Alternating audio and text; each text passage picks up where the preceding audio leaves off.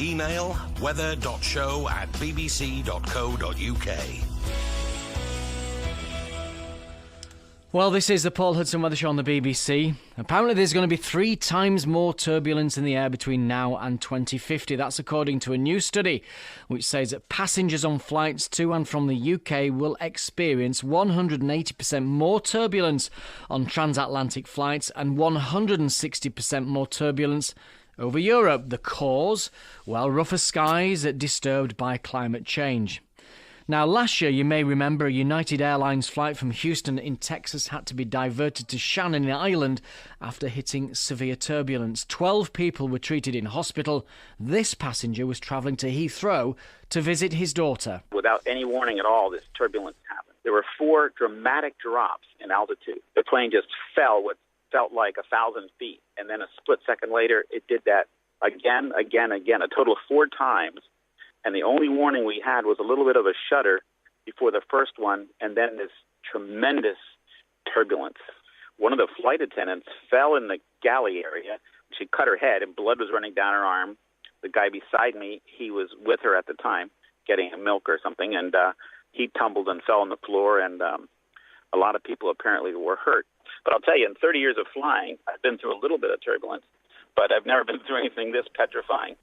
And I can tell you, speaking from experience, it is petrifying. I remember a few years back getting a flight from Alicante in Spain, and within a matter of minutes of that flight taking off, the aircraft just dropped out of the sky for a time, what seemed like 4, 5, 6 seconds. It literally just dropped, and then the jet carried on its trajectory. But for that, what seemed like, I'm sure it must have been a split second, but it seemed to go on for 3, 4, 5 seconds. It was horrendous. There was stuff falling out of the overhead lockers. There were people screaming. Not pleasant. Now let's talk about this new research. With me, Dr. Paul Williams, a professor of atmospheric science at the University of Reading. He wrote the report. And Dr. Stephen Wright, aviation expert and friend of the Weather Show. Stephen is at Leeds University. If I may start with you, Paul, have you experienced turbulence yourself? Yes, I fly a lot. I love to fly, actually. All scientists and all academics have to fly to conferences all around the world to present our work. So I do fly. I have experienced a lot of turbulence. And even as someone who works on turbulence and understands the physics and understands that the plane is safe, it does plug into a very primitive part of your mind, and the mind does play tricks on you, and it does terrify people, and it terrifies me as well, even though I know it's normally virtually guaranteed to be safe. Now, there's been a warning of climate change causing more turbulence before. I remember seeing a report in 2013. What's new about your report? Yeah, well, in that 2013 report, we were only looking at transatlantic flights, only in winter, and only at 39,000 feet, and only in one climate model as well. So what we've done in the study we're publishing this week is we've generalised that and found that phenomenon of the increase in turbulence is much more general. It's happening all around the world. It's happening at different flight cruising levels, happening in every month of the year, and in multiple climate models now as well. So this gives us real confidence that this phenomenon of increasing turbulence is global and real, and really it's time for the aviation sector to start to accept this science and for it to influence their decision making. And I guess a lot of listeners will probably want some kind of explanation as to just what turbulence is, because the turbulence that affected the aircraft I was on flying out of Alicante, there wasn't a cloud in the sky. And now I think most of us, when we fly through cloud or coming into airport, then the plane starts juddering a little bit through cloud. But what is clear air turbulence? Well, the clue's in the name. It's invisible. That's the defining feature of it. It's got nothing to do with the rising warm air in clouds. That causes a lot of turbulence. But this is something completely different to do with instabilities in the jet stream, which you mentioned there a few minutes ago. The jet stream has what meteorologists call wind shear in it. And that just means that the different layers of the atmosphere are moving at different speeds. And if that wind shear is too strong, really the atmosphere struggles to contain the instability, and it can explode into what we call clear air turbulence, which the pilots can't see. And also the radar on the plane can't see this kind of turbulence either. So it really does come out of the blue, and that's why it can injure people, because the seatbelt sign can be off, people moving around the cabin, etc. Now, Steve, I presume you've experienced turbulence many times before. Yes, I have. It's most unpleasant. If you're in the takeoff and landing phase, then obviously it certainly focuses the mind somewhat. In the cruise, however, in the past, things tended to be very relaxed. Seatbelts were off and so on and so forth. More recently, what I would say is that I've noticed that most carriers now leave the seatbelt sign on. And how do pilots cope or prepare with turbulence? I remember when I worked down at the Met Office headquarters when it was down at Bracknell, the aviation forecasters did produce a turbulence forecast for global flights. Are they accurate? What do you do before you take off? When the crew turn up to work, the first thing that they do is they brief in a quiet location. They're given all the meteorological data for their flight between point A and point B. They then work out how much fuel they're going to carry and so on and so forth. All flight crew will then discuss the weather because it's a very safety critical issue.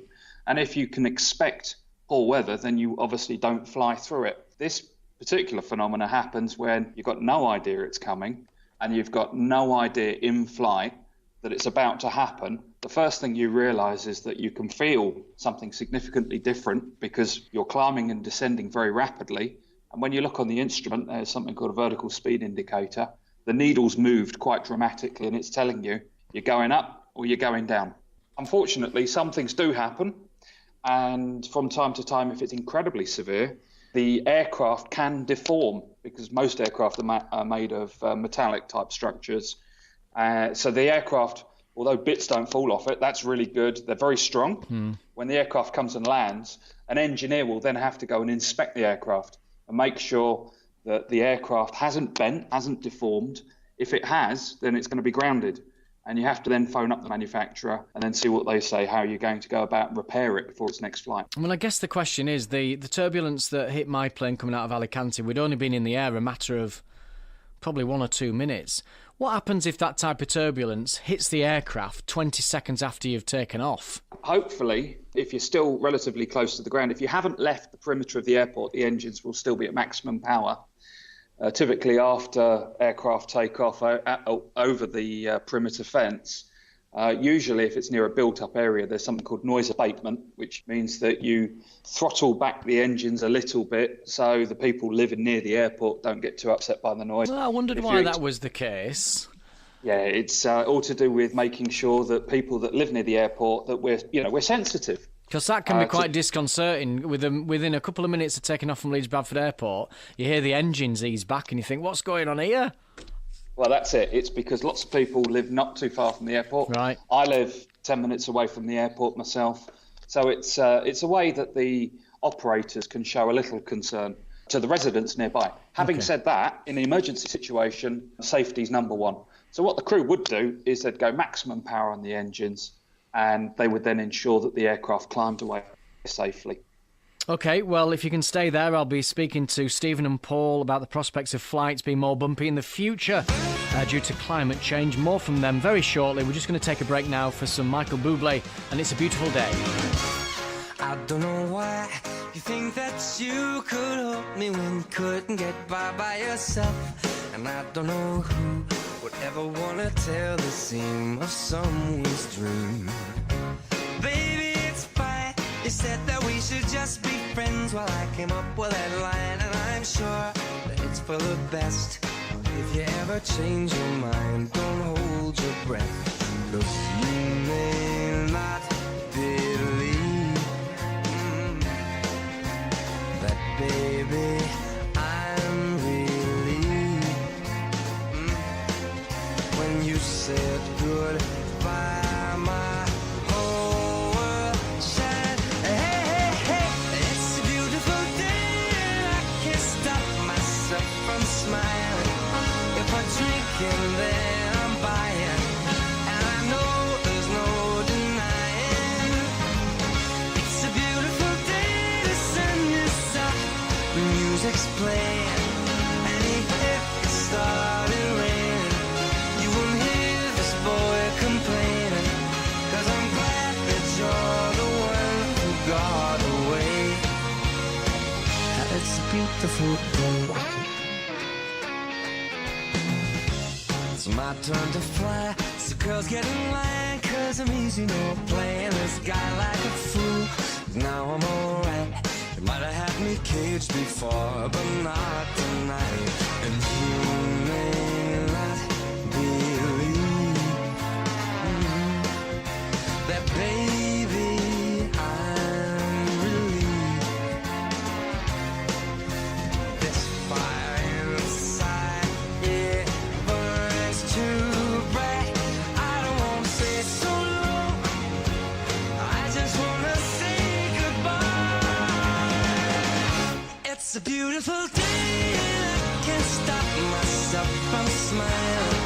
If I drink and then I'm buying, and I know there's no denying that it's a beautiful day. The sun is up and the music's playing, and even if it started raining, you won't hear this boy complaining, cause I'm glad that you're the one who got away. Cause if you ever think I'll take up my time with thinking of our breakup, then you've got another thing coming your way. Cause it's a beautiful day.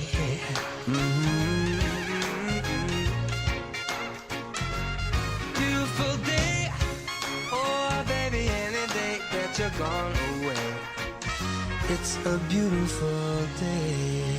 Well, this is the Paul Hudson Weather Show on the BBC. I'm talking about flying and the news that there could be up to 3 times as much turbulence by 2050 due to climate change. With me are Paul Williams from the Department of Meteorology at Reading University and Stephen Wright, an aviation expert and trainer from Leeds University. Now then, Steve, I mean, if there's going to be 3 times more turbulence, presumably there will be a cost to the airlines, perhaps in terms of changing routes, for example, more fuel. You're right, Paul. Whenever aircraft fly, typically the flight crew try to ensure that they go from point to point, shortest route, because for every moment the aircraft engine is turning, then you are consuming gasoline or kerosene, depending on whether it's a big or a little aircraft. So if you have to fly further, you need to carry more fuel, and that has a financial cost. The other side of this, of course, is if an event does transpire, then the aircraft could become damaged as a result of flying in this clear air turbulence. If the aircraft is subsequently taken out of service, there are some quite distinctive models named by the likes of Boeing and so forth that say, you know, if you have to cancel a flight, it gets very expensive. Now, Paul, there has been research into this sort of turbulence. There's been research flights which have deliberately flown into weather systems. What's been discovered? Yes, I'm not sure I'd volunteer myself to do one of those research flights. Oh, no. I mean, one thing we know is that there's 3 times more clear air turbulence in the jet stream than in the other parts of the atmosphere. So there's a clear correlation there between the jet stream and turbulence. And what we have evidence for is that because of the particular way the climate is changing, and it's not just changing at ground level, actually, it's changing at 35,000 feet as well, the particular temperature changes, without going into the details, happen to be speeding up the jet stream at those cruising altitudes. So we have evidence that the jet stream over the North Atlantic is blowing at several miles an hour faster today than it was a few decades ago. And because of that correlation between the jet stream speed and turbulence, that's really at the heart of the reason why we're expecting, 160% more severe clear air turbulence over Europe by the middle of this century. And Boeing are apparently developing new laser technology to detect clear air turbulence. How would that work, and what else is being done? Presumably the airlines are currently researching into this. Well, the technology is very clever. It involves shining an ultraviolet laser out of the front of the plane, and it turns out ultraviolet light is just the right wavelength of light to use because it will get reflected by the invisible density perturbations in the clear air turbulence, and by looking at the reflected signal, you can actually detect that turbulence up to 10 or maybe even 15 miles ahead, and that's just far ahead enough to give the pilots enough time to put that seatbelt sign on. And it was interesting actually what Stephen said before the music about pilots maybe putting the seatbelt sign on more frequently today than they used to. I wonder, and I'd be interested in Stephen's thoughts here, whether we might reach a point where it becomes a legal requirement to keep your seatbelt fastened when you're seated. Because if you think about it, when we're driving in a car down the road at 15 miles an hour, it's a legal requirement to have that seatbelt on. Maybe we should be thinking along the same lines when you're flying in a tin can at 35,000 feet at several hundred miles an hour. What do you think about that, Steve? It's an interesting concept. The flight crew, for instance, are strongly recommended to wear their seatbelt, their lap belt. As some people know, that flight crew have got a 5-point harness for restraining them in the flight deck. Post the event where British Airways aircraft lost a windscreen, all flight crew wear their flight belts, their lap belts, at all times during the flight. Could that be extended down the back? It seems quite logical. We would probably require guidance from the likes of EASA, which is the European Safety Agency based in Germany, and we would have to follow their lead. Seems quite a reasonable suggestion. And what would you say airlines need from forecasters that they're not already getting? If it is possible to forecast likely areas, zones, and altitudes of where clear air turbulence is likely to transpire, then operators would be able to vector their aircraft away from these regions. And if it wasn't possible to do that, a number of things are going to have to happen. Seatbelt signs remaining on continuously, that needs to be explained more clearly to the passengers. The way that the aircraft are going to operate during these times, that's got to be looked at from an operational perspective. For instance, we need to then make sure that everything is stowed. So at the moment, we typically expect in-flight some sort of beverage service. None of that can take place. And passengers need to also understand that if they're going to drink during the flights, then realistically, if you're going to be flying in turbulent zones, you're not going to be able to get up and go to the toilet. Just one final question to you, Paul. How do you feel about the way some countries are responding to calls to lower emissions, to comply with the Paris Agreement? Presumably there's a real danger to air safety if some countries, and I'm thinking namely the potential for America, not to comply. Well, that's an interesting point, Paul, and that's well above my pay grade as a mere atmospheric scientist. That's more for the policy people. But, the research that we're publishing this week makes clear that the more carbon dioxide we put in the atmosphere, the faster the jet stream will blow, between 30 and 40,000 feet, and the more turbulence there will be. So, the way the science is telling us to cut that amount of turbulence growth would be to do something about limiting and controlling our carbon dioxide emissions. But as I say, that's for the politicians to figure out and not for a scientist like me. Well, that's been such an interesting chat with you two. Paul Williams, thank you so much, from Reading University, and Stephen Wright from Leeds University. This is Elkie Brooks from 1982 and Fool If You Think It's Over.